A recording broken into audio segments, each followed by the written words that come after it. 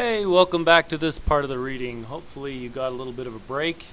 You're a little bit refreshed, your mind's ready to go. Let's finish this out. This part won't be as long as the other part, I don't think, but sometimes I get carried away and I talk too much. You'll just have to deal with it. We're on verse 35. This is the triumph or coronation part. So after the person has been declared clean, after their bodies come together, after they've gone on that journey of gaining knowledge and education in the afterlife, then there's this triumph and coronation part. So verse 35, thou art firm in possession of life, prosperity, health, remaining upon thy throne in the holy land of Deseret. Come thou Osiris, God's father, was weird, justified, son of Nestopatawi, justified. So they're declaring him kind of perfect, that everything is going to be perfect. You're firm in possession of life, prosperity, health, and your throne is set. 36, thou appearest in glory, in the proper and perfect form, in thy full ceremonial regalia. We saw this in the Book of the Dead tour, where Ani was taking the tour. Ani was going along with his wife, and they were all dressed in those white clothes. Having the proper clothes on is a symbol in many different religions that just talk about being appropriately dressed, clean, and having the signs of who you are on your clothing. Kind of like when a king gets crowned, he has to wear the cape, the robe, the crown. All those things are part of the ceremonial regalia. So thou appearest in glory in thy proper and perfect form, in thy full ceremonial regalia, which you prepare while you were alive, or you having made preparation in life. So these clothes that they have that represent what they will become in the afterlife. The Book of the Breathing says here that they prepare it while they were alive. Thou passest the day hale and hearty, walking about and breathing everywhere. Those symbols you should get by now. We've talked about those enough, huh? Verse 37. Ray shines upon thy cavern, Osiris. O Osiris, that thou mayest breathe and live by his rays. It is Amun-Re who causeth thy Ka, living, protecting, or prospering to live. It is in or by the Book of Breathings that causeth thee to flourish. Thou art following Osiris, a Horus, lord of the Henu ship, or of jubilations, being as a great god at the head of or among the gods. Thy countenance liveth beautiful, or perfect is thy form. Thy name shall be firmly established, or flourish, henceforth every day. Come to, enter into the God's domain. So here is the first invitation. After all these things are declared perfect and good, and he's gone through the journey of education and learning, here is this first invitation to enter into where the gods live. So it says, come to, enter into the God's domain, the exalted temple in Busiris, to see the chief of the Westerners at the Wag Festival. Now, the Wag Festival is a Jewish tradition where they kind of honor the dead, so that's talking about that. Chief of the Westerners, I believe that's a reference to Osiris. So he's going to meet Osiris at the Wag Festival there. Verse 39, pleasant is thine odor, as of the venerated ones. As the young men, great is thy name among the very elect, or the blessed dead. Verse 40, Hail, Osiris, here's these titles again.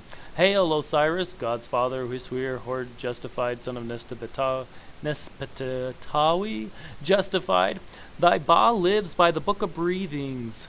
Again, we get a lot of this, that somehow the Book of Breathings is the thing that gives us the power to be alive, that gives what the Egyptians believed gave you the power to be alive.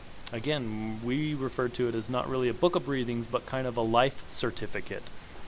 Let's see, thou unitest with the same. Thou unitest into the Duat. Thine enemies do not exist, for thou art a deified Ba in Busiris. Thy heart is thine own, never to be separated from thee. Thou hast two eyes, open always, every day.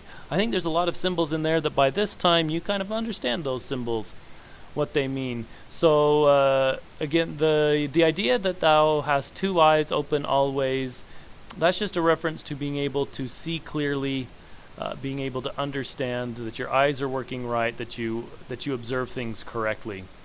Let's go on.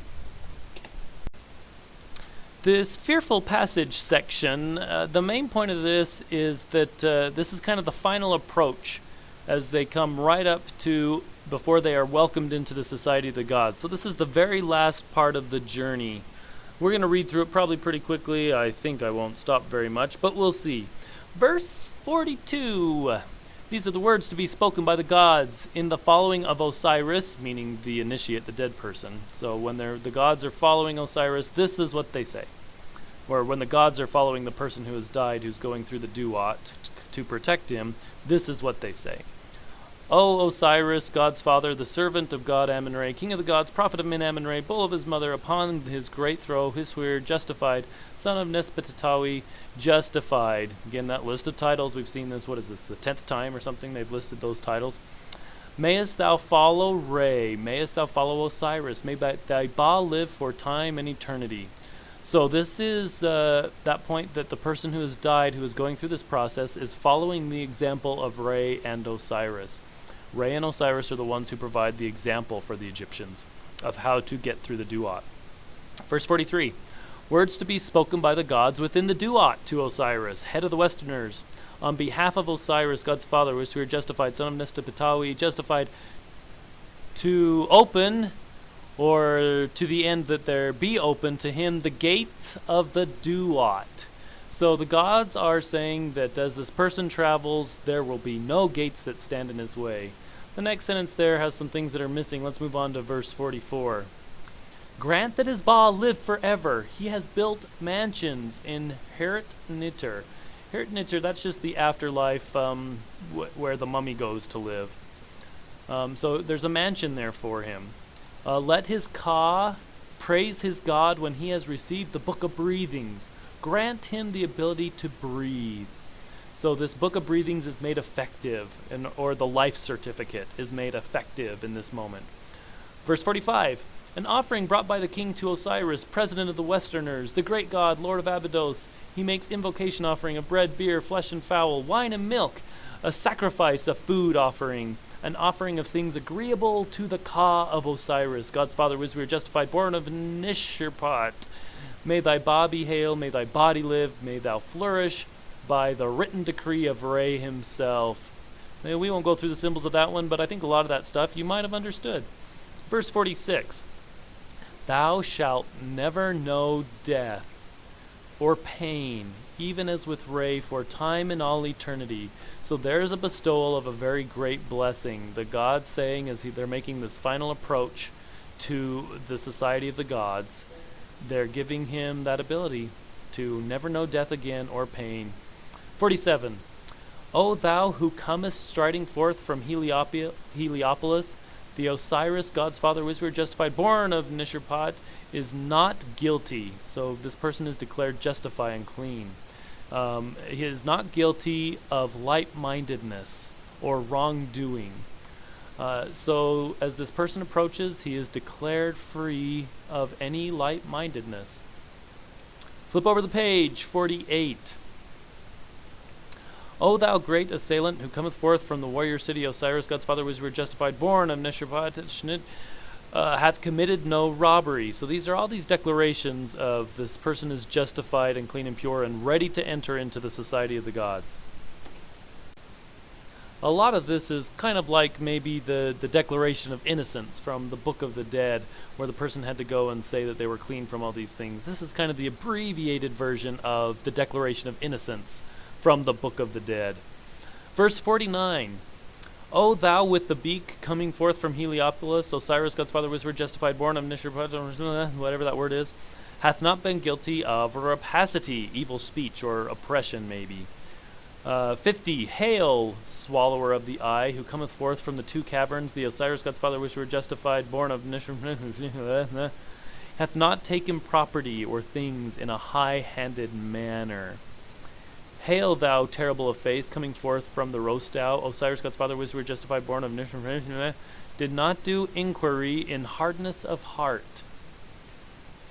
Hail, thou whose eyes is as fire coming forth from Letopolis, the Osiris, God's father, which we were justified, born of Nishirpat, did not do defilement.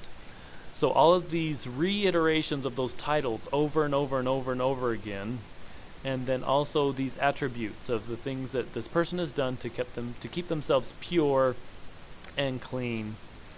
Last section, the vindication and triumph. Now before I read this, to me this really is a very, very beautiful moment. This is when the person arrives in the society of the gods, and he is declared that he has come, he's announced, and the society of the gods welcome him in.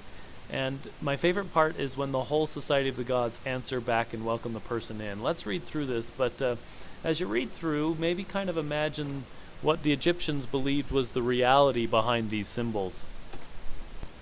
Now I know there's probably none of you that are faithful believers in the ancient Egyptian religion, but I do want you to maybe imagine this part of the story like it's in a movie. Can you imagine this person who's lived a long life, done what they should, kept themselves clean and pure, sacrificed for the people around them, done great things in life, go through this whole process, and then at the end of their life, after they've done all this, they're brought to this point where there's all the people around them that have died before, gone on before. This big congregation of people are there waiting for him. So here it is, verse 52. Imagine it like a movie. Big staircase maybe. The person walks in and there's the announcement, and that starts at verse 52. Here's the big announcement that goes out to all the people who are there. O ye gods who are within the Duat, hear the voice of Wiswir justified, born of Nespetatawi, justified, who has come into your presence. There is no sin at all upon him, no offense is held against him, no accuser riseth against him. He liveth on Mot. What is Mot? Truth. So he liveth on truth. He liveth on Mot. He feedeth on Mot. The gods are pleased with everything he hath done. He hath given bread to the hungry, drink to the thirsty, clothing to the naked. He hath made offerings to the gods, even invocation offerings, for those glorified ones, the deified ancestors. There is not made a report of any kind against him before all the gods or all the assembly. So that is the announcement as this person walks into this group of people, and this is pronounced, and everybody hears this pronouncement about him. And then this is what they all say back to him. This is spoken by the entire assembly. All these people who are there, who now know this person and are welcoming in him, they say, let him enter into the Duat. None opposing. Let him attend Osiris along with the gods of the lower regions, being praised among the living and deified among the proven ones. Grant that he live. Now remember, this is everybody saying this. Everybody is saying this thing. They all want the best for this person now. Grant that he live. Grant that his Ba may live. Grant that his Ba be received into whatever place it chooseth. Let his certificate of breathing be duly recognized and received. So this is the final full bestowal of the certificate of breathing, that the certificate of breathing is now recognized by the whole group, that this person is worthy of it. Grant that he may go on and make breathing along with this, his Ba, in the Duat, along with making of whatever transformation his heart may be inclined to. So this grand assembly of people just gave him the ability, or granted him permission, to do whatever he wants, to be able to transform into whatever he wants, to gain whatever powers he wishes. Whatever this person wants is his. And the whole assembly has granted it. They trust him, he's welcomed in, so they give him that blessing of permission. I think of it as a permission. So verse 57 again, grant that he may go on breathing, along with this his Ba in the Duat, along with the making of whatever transformation his heart may be inclined to, along with the dwellers in the west. So this is all the people who have died and gone before. They all give him permission to basically carry out the desires of his heart, to be whatever he wants to be in the next life. Last verse, and grant that his Ba may go about whithersoever it pleaseth. So this complete freedom to go wherever you want to go and be whatever you want to be. So verse 58 again, and grant that his Ba may go about whithersoever it pleaseth, whenever it happens to be living upon the earth, for all time and throughout all eternity, the end. So that final welcome and permission from the people who have gone before to be whatever you want to be. In other words, they trust you. They trust this person now. We trust you to only do that which is good, so you can do whatever you want. You can get the transformations that you want, whatever powers you want, go wherever you want, be whatever you want to be. You are welcome with us. And to me, that I think is kind of a cool, powerful image. To have all the people around you trust you so much that they would give you those type of permissions to do whatever you want to do. So that's the Book of Breathings. I would again maybe make sure that you have on your page those big outlines of what happens. The first part that tells you about what the purpose of the book is and the history and where it came from. You should be able to kind of talk about that. The second part about the washing. The first part, the book. Second part, the washing. The person has to be made clean. The third part is kind of all that resurrection body, ba, ka, coming together thing. After the person's been declared clean, then he can put his being together. And then there is the journey, or the living, what it is like to live in heaven, and how your body is renewed, and how what type of an existence you live after that happens. Then there's the journey of growing, learning, adapting every day. And then this you come closer and closer to the throne and the group and the assembly of people, the fearful passage where you're protected and guided through all the things you need to. And then that last vindication and triumph scene where the person is fully accepted into the full society of everybody else that has died and is given permission to do whatever he wants to do. He's earned it now. He's proven himself that he can have those type of permissions from the people. So I would make sure that you have some marks in there of those main points as you go through so that you could talk about those main points later if perhaps that ever came up on an essay test. Wink, wink, wink. You can't see me, but that's a little wink, wink, wink going through the microphone. Good, I hope you enjoyed that. I would too circle some things that were powerful to you. Was there anything that was interesting or things that maybe you related to? Make sure that you have little marks on about those things so that you can say, I really related to that. That was kind of interesting. This surprised me that they believed things like this. Have those type of markings in your book so that you're prepared for any tests that may come, but also so that you learn and kind of apply these things to yourself a little bit and think about the things that you believe and maybe you can find some things that you can share with these ancient Egyptians and maybe relate to them a little bit more. So interesting book, The Book of Breathings, short, small, only 5 pages. Hope you enjoyed it. Now remember, there's no quiz on the Book of Breathings, but there is a discussion where you need to post some things that you thought were interesting or intriguing and comment about them. So that's what you need to do. That's what you need to be prepared to do in order to get your I paid attention points on the discussion board.